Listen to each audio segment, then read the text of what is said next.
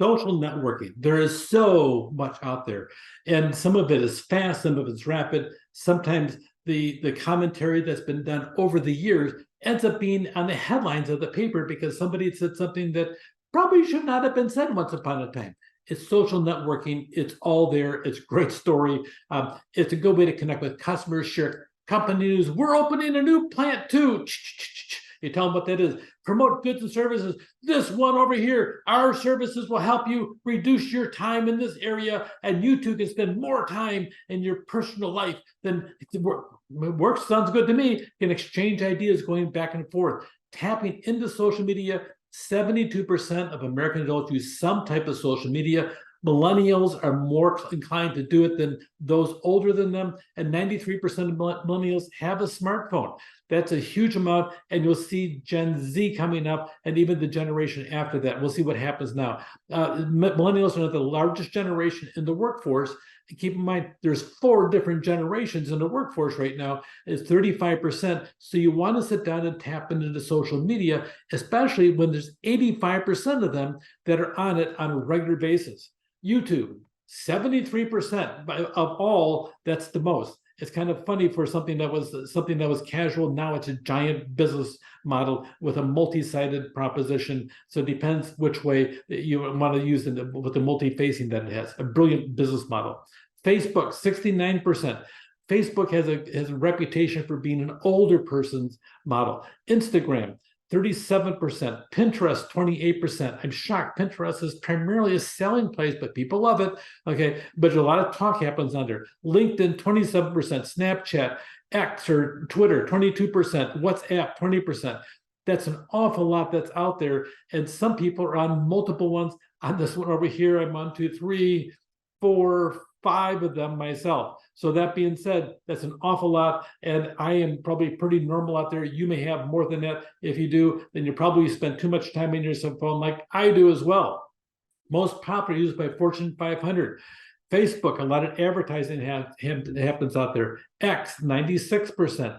And not only is it coming back, it's coming back really strong.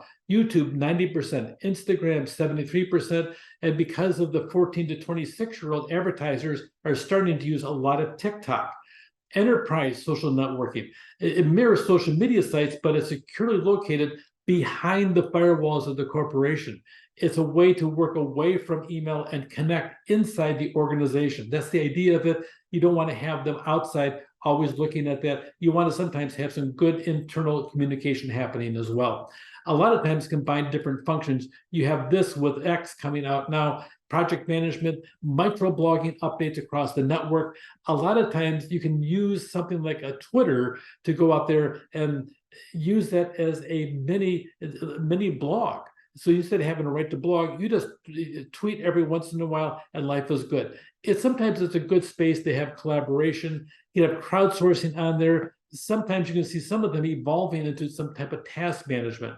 Enterprise social networking help companies respond to disasters, have dialogues about how to prepare for the future, and then also respond quickly, match up and connect with offset employees, and have a good place to have virtual meetings that's not using other means like Zoom or whatever within the organization. There is a risk as soon as you go online with anything, you have the potential of something being hijacked out there in social media. Somebody taps into it and they say this over here, and all of a sudden what was said behind what we thought were corporate firewalls now is broadcast out there. Or if you don't sit down and pay this ransom over here, then we'll sit there and broadcast all the records, and they're out there, and they do that. They've had a couple of social hacks over here. They killed a couple of patients in hospitals. They grabbed everything through a social media thing, and they sat there, got the hospital records, and shut them down, refused to release them. And in the process, they actually they cut the power to a hospital, and somebody died from that. Those things happen now. Okay, fortunately, it's relatively rare, but we're seeing more of it. So the risk management is huge. Here's some of the do's. Follow the do's. Learn the company's rules. Avoid sending personal email. Make certain you do that. Okay. Use a separate data for your work and personal. You don't want to mix them both. Be careful about blogging, tweeting on social networking sites, because you got to second guess yourself.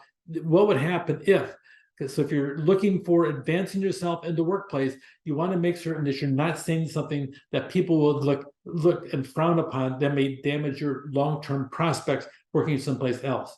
Keep sensitive information private. Avoid anything to do with sex out there, inappropriate screensavers. Just don't do it. You're better off never touching that. Don't spread rumors, gossip, negative comments. Don't share cartoons, video clips that could be demeaning to somebody else. Don't open unfamiliar attachments. Don't do that. That's a big deal. Okay, who knows where it came from? There actually are 3 different countries now that have a portion of their military that does nothing but hack other people's sites, including social media networks. So be careful. Don't download free software because nothing's free. Don't store your music and photos on a company machine, and don't share files. There's the dark side of technology. It's the dark web. It's out there. It's real. They grab stuff, and there are thousands of credit cards out there. There's a lot of people out there will hack into something and it'll look exactly like the website you're going for, except may have 1 digit off on the address. So pay attention to the address. Don't even unsubscribe anymore. You're better off just making certain it goes to junk all the time. The unsubscribe thing, somebody sat there, and I received an email, and the email sat there and says it was an outrageous thing. They wanted me to pay something that I never bought. And if you have any questions, you can always unsubscribe to this link. Click here. Well, if I click there, I would get something in my computer. You can't even click unsubscribe anymore, even though an honest newsletter has that, because other people are imitating that, and it's really dangerous. Dark web can sit down and consume you. It's going to be really difficult. Echo chambers, there's so many of them.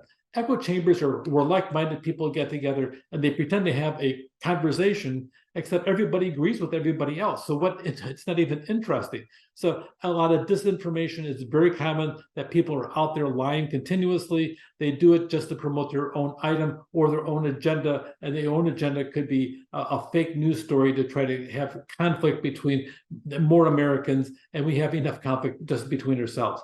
The post-truth era. Okay, we're sitting over there where public opinion is actually more important than actually news.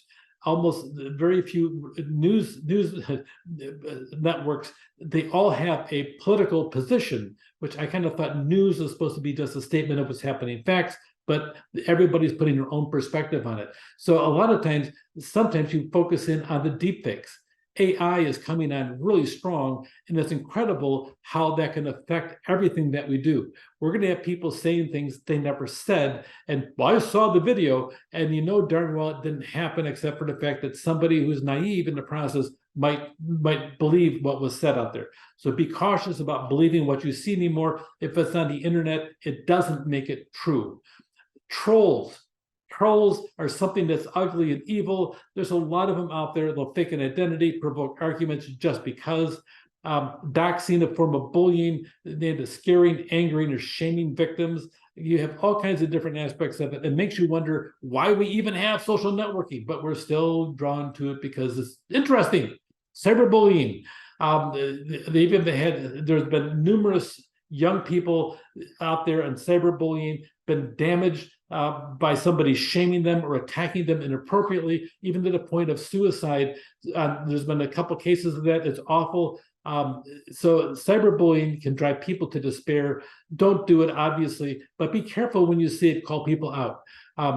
Spyware, ransomware, phishing, data breaches, romance scammers on dating sites, fake bot accounts, hacking, vulnerability in smart speakers and connected cars. I'm waiting for the day that somebody decides to hack some type of medical device, and all of a sudden somebody sits down there and they're being held ransom for their medical device because it's all online. The world is really a strange place. The data out there says that by the year 2025, that cybercrime will be bigger than all of the drugs, illegal drugs on planet Earth. That's how much it's rapidly growing. So watch it, be careful. A data breach costs about $3.9 million. There's a local college and somebody hacked into their system, held their data for the student's ransom. It took them 3 months to get it straightened out. In the meantime, they released student data out in the public. It was difficult, and they finally reopened everything, but it took 3 months before they actually sat down to it, and they even paid the ransom with their ransom insurance. So that being said, there's over almost 26,000 records compromised per breach. And you have a lot of different aspects of it, how it contains the breach.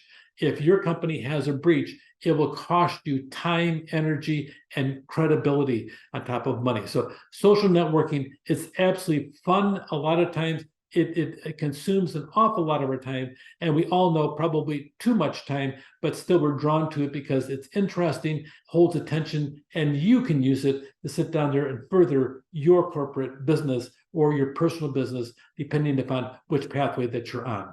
Social networking, good, bad, yeah, it's out there no matter what. So we have to find a way to work with it, hopefully work with it to our benefit. Take care.